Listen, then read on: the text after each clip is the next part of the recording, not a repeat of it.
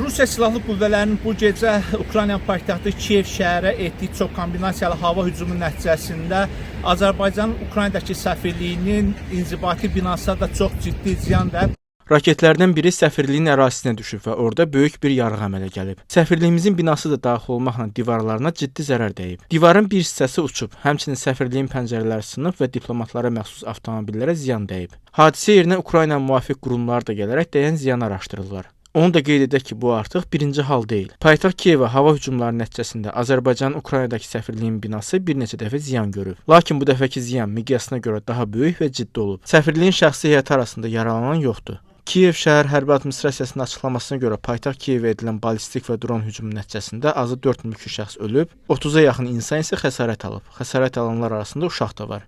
Hava hücumu nəticəsində 20-yə yaxın ballistik və qanadlı raketlərdən istifadə edilib və 400-dən artıq zərbə dronu atılıb.